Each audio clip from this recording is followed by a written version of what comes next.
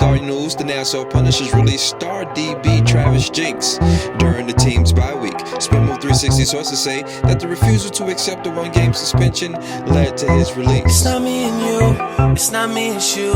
You're reckless saying you know it, they don't love you like I do. Say you're moving on, well I guess that's just emotion. I guess that's just emotion. Oh, I guess that's just emotion. Oh, I guess that's just emotion. Oh, I guess that's just emotion. Post shots fired on Facebook. Check this out. Number 77, Mark Ellis of the Harlem Gators. You know, the best left tackle in the game, Mark Ellis, sent a shout out to the league leader in sack, Nick Naja, in response to a comment directed towards Punishers defensive end Keith Cole. He said, "Don't hide, little meat, and don't move the D-tackle. Hey, Nick Naja." Referencing Nick Naja's switch to D-tackle in their loss to the Gators, where he had only 1 sack, which came on the Gators' first play of the game. I guess that's just emotion. Peace, 5-star, and welcome to another edition of 5-Star Weekly, brought to you by SPINMOVE360.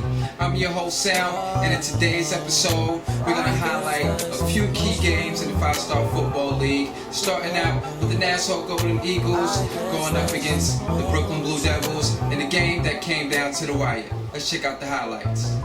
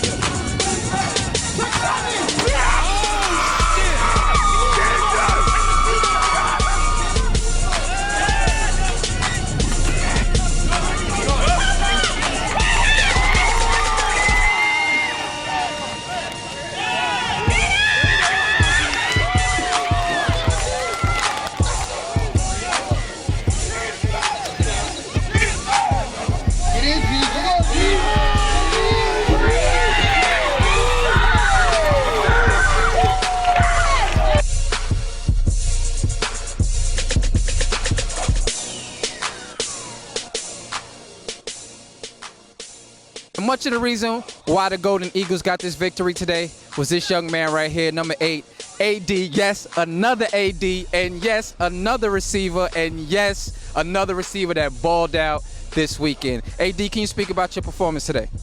Well, I don't like to single myself out, but the whole Nassau Golden Eagles, we all put it out there. We never gave up, even when it was close. And that's how you make a team. That's all it is. That last drive where they linked on you the most, what was you telling yourself, or what was the team, telling themselves in that huddle? Well, basically, I strive on working hard, and I put a lot of pressure on myself. My offensive line opened up the hole, and I just had to finish. I don't want to let my team down. We merged together with the Falcons. So the Falcons and the Panthers are a merged team. So we have half our team veterans, Panthers, veterans, Falcons, and the other half are brand new, never played semi-pro football before. Yeah. So it's about getting everyone together, and we're playing the Blue Devils, Tilden, Chester. Been playing the same O&D for 30 years, okay? Number 1, number 0, we got to look for them. So they're used to one another, it's a gel. So we're playing against a team that's been formed together and gelling together for years, and we're trying to get this gel together, come together, offense, defense, who's the best man, where you're gonna go. So I'm really proud of my guys. They did a good job today, and we're gonna keep moving forward, keep getting building so we go to the playoffs. Our second game of the week took us out to Evander Childs High School in the Bronx, home of the New York Bandits, who were taking on the Glen Cove Red Raiders, who were looking for their first win in 2013. This game was a beatdown by the Bandits. Let's get down to the highlights.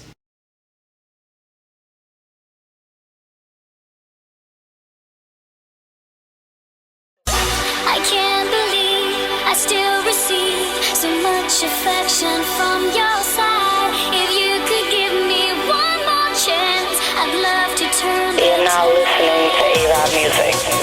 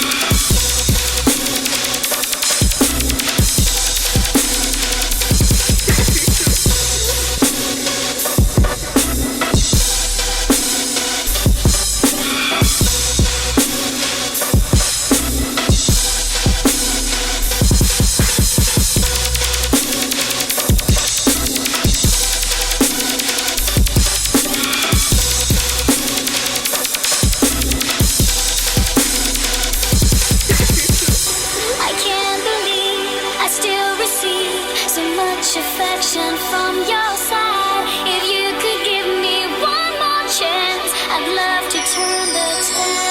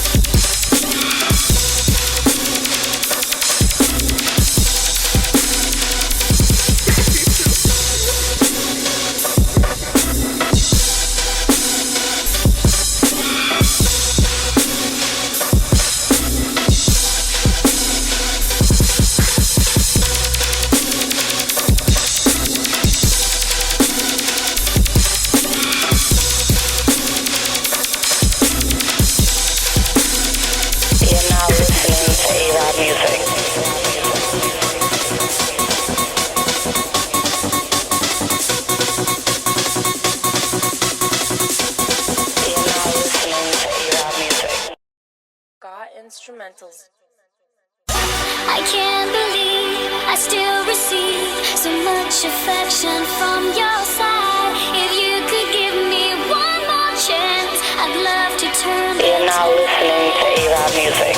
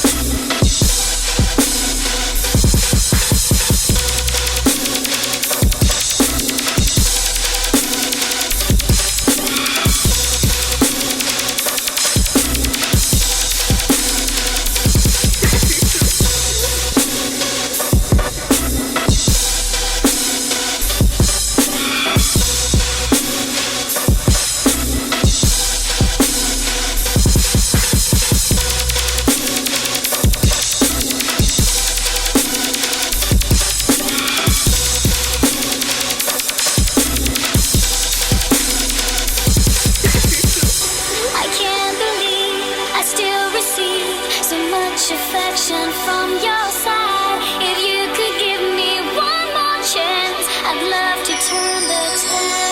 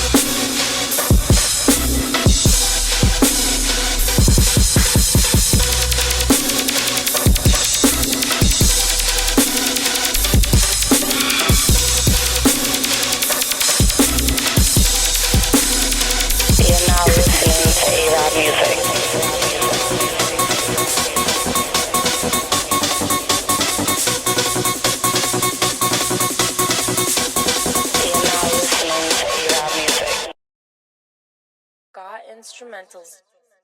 I I still receive so much affection from your side. If you could give me one more chance, I'd love to turn back. You're now listening to A-Rod Music.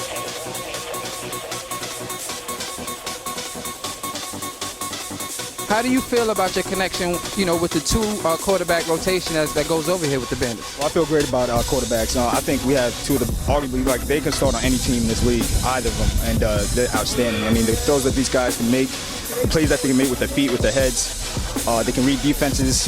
They can make pretty much every throw on the field that you need. And so I have full confidence in them, and I'm going to try to, continue to make plays so that I can, have their confidence as well, All right, and on that defensive side of the ball, I still see that you still have those two big D tackles and Justin and Bowles. Can you speak about the progression of your defense? I see Ice is not back there, but you got Steph back. Steph is back there.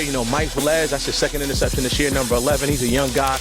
What's cool about that process is a lot of the Spartans have kind of now finally graduated to Bandit football. So Sean Kelman is out there making plays. Mike Velez is out there making plays. Charles Nelson's making plays. Those are all Spartans, so that was really good to kind of see that progression. So like guys like Ice, as they've stepped away, and you're able to fill in a new guy, young guy, he's able to go in there, and do what he has to do. So Mike played well. It's his second big interception of the season. With a top baller in this game, especially coming back to the 5-star. He was running away from us for a while, but he's here to take down some of you receivers. I'm with Steph, number 24. What made you come back to the Bandits this year? Well, this is where it started, so I'm coming full circle. This is it. This is it for real. This is my 5th last year, but I figured I'd come back home and just end it on a good note. That's good, with a lot of young talent on this team. A guy like you coming back, and you got Cody in that secondary. It really helps solidify that area in your defense. Now, can you speak about that progression? Since you've been back, you guys didn't play no preseason ball, so this is really your guys' second game together. Can you speak about how the improvements you made over these past 2 weeks? Well, we came into camp, tried to gel. I mean, we didn't really play anybody in the preseason, and then we came out here last week. We went out to Beacon and played the Bears, and week by week is just improving. We got a lot of youngsters out here. Try to coach them up and also get our bodies in shape, being that we're a little older. But, week by week, like we're feeling like as a unit, we're going to get stronger each time. And our game of the week, the Harlem Gators visited the Empire State Demonites. And our game of the week, the Harlem Gators visited the Empire State Demonites.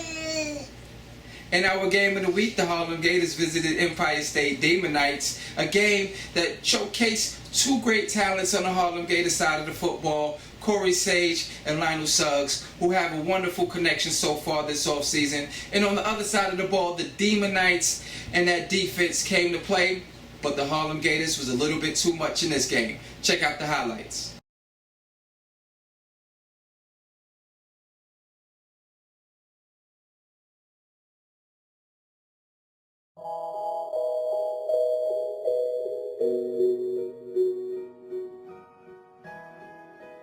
The Harlem Gators, they looking good in those new jerseys too. And I really do look to see the emergence of Corey Sage today, getting back on the field after a year off. I'm also looking to see the new additions on the Demonite side of the ball. They brought over a lot of guys from the tribe, and one key guy doesn't even play, and that's Coach Beck.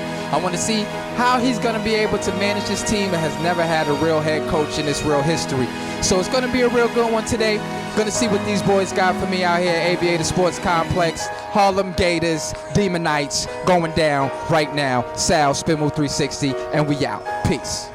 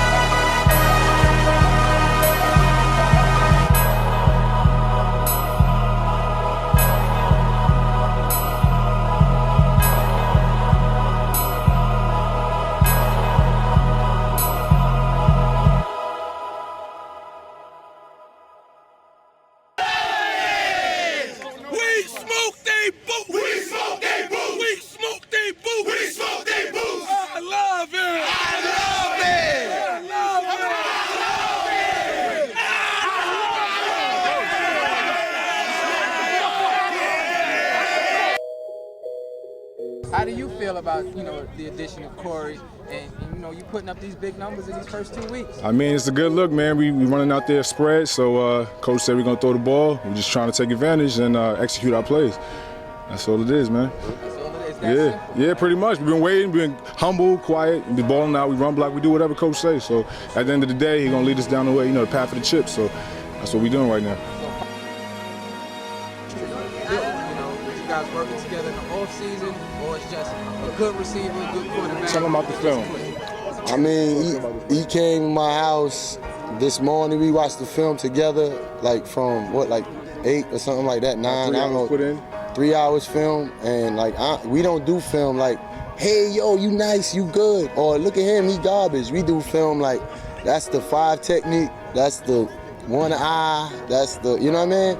We break it down from the running game to the pass game, and we figure out how we gonna get it done. And they happen to show us exactly what we seen on film, so we took advantage of it. Type of energy to the defensive line. Now, it's not just me, it's the rest of the fellas around me. Right. I'm one piece of the unit. The other 10, they fuel me and I fuel them. And we just turn up and we go do what we gotta do. Turn up! Turn up! Go away! Well, that does it for another episode of 5 Star Weekly, brought to you by SPINMOVE360. It was a great weekend, and we saw the emergence of a lot of great talent last weekend. Going into this weekend, you can catch Spin Move out at Granny Road, where we'll be covering the Long Island Classic for a second year in a row. It's a great event. If you live in the Long Island area, make your way out there. The games start at 12:30, and the last game starts at 6. check you out on the field. It's Sal, and I'm out. Peace. It's not me and you, it's not me, it's you. Your record saying you know it, they don't love you like I do. Say you're moving on, well I guess that's just emotion.